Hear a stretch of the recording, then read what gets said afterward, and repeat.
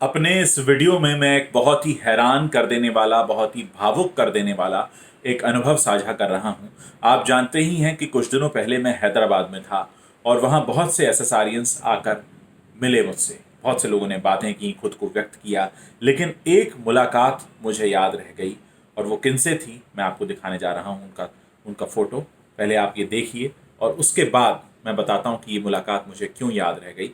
आप देख सकते हैं, इन्होंने अपने हाथ में एक छोटा सा प्लेकार्ड पकड़ा हुआ है और इस पर उन्होंने कुछ लिखा हुआ है, वॉरियर्स फॉर एसएसआर। आप इनको देख लीजिए गौर से, फिर मैं बताता हूँ कि इनके साथ हुई ये मुलाकात मुझे भावुक क्यों कर गई। ये महिला मुझे देखकर रुकी, मेरी तरफ बढ़ी। मैं इनकी तरफ बढ़ा और मैंने इनसे कुछ कहा। जैसे ही मैंने इनसे कुछ कहा, इन्होंने लिखना शुरू कर दिया, क्योंकि ये खुद को बोलकर व्यक्त नहीं कर सकती। मैं इनको देखकर बहुत भावुक हो गया था।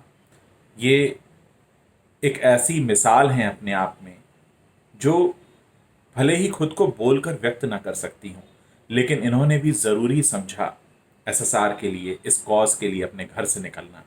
बोल नहीं सकते तो क्या, लिख कर व्यक्त तो कर सकते हैं। और मुझे हैरानी हुई कि ये शायद मुझे जानती थी।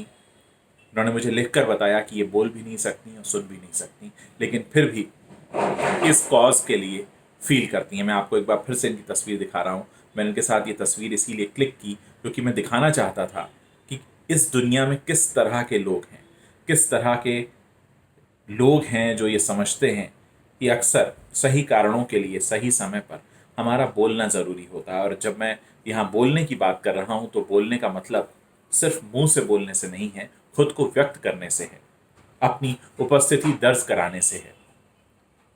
हम सब बहुत से कामों में उलझे रहते हैं। हमारे पास तरह तरह की शक्तियां हैं जिनको हम हमेशा फॉर ग्रांटेड लेते हैं। हम बोल सकते हैं, सुन सकते हैं, देख सकते हैं, दौड़ सकते हैं, भाग सकते हैं, चल सकते हैं, लेकिन इन सारी शक्तियों का इस्तेमाल हम सिर्फ अपने लिए करते हैं। लेकिन आपके लिए ये महिला मिसाल है, जो भले ही खुद को बोलकर व्यक्त नहीं कर सकती, सुन नहीं सकती, लेकिन फिर भी अपने घर से निकली। कोरोना की वजह से बहुत से लोग अपने घरों में दुब के बैठे रहे। मैं उन्हें गलत नहीं कहता, लेकिन कहीं ना कहीं उनको डर था, इसलिए वो घर से बाहर नहीं निकले।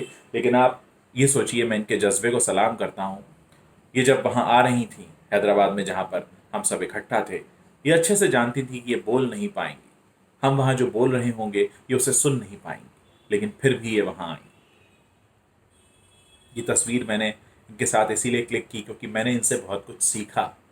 मैंने इनसे सीखा कि कैसे हम अपनी शक्तियों को फॉर ग्रांटेड ले लेते हैं और अक्सर हम सिर्फ अपने निजी कामों में उलझे रहते हैं। लेकिन अगर हमारे समाज में वाकई ऐसे लोग हैं जो किसी वजह से वो सब नहीं कर सकते जो हम आम तौर पर कर लेते हैं, और कभी हम उस पर ध्यान भी नहीं देते और हम अक्सर इन सारी बातों को फॉर ग्रांटेड लेते हैं, तो ये हमारे लिए एक मिसाल है। मैंने इनसे सीखा है, मुझे ऐसा बनना है, मुझे ऐसे लोगों से सीख लेनी है, क्योंकि ये लोग मुझे सिखाते हैं कि जब ज़रूरत पड़े तो बोलना बहुत ज़रूरी होता है। और बोलने का मतलब हमेशा मुंह से बोलना नहीं होता, हमें अपने कर्मों से बोलना होता है, हमें अपनी भावना दिखानी होती है।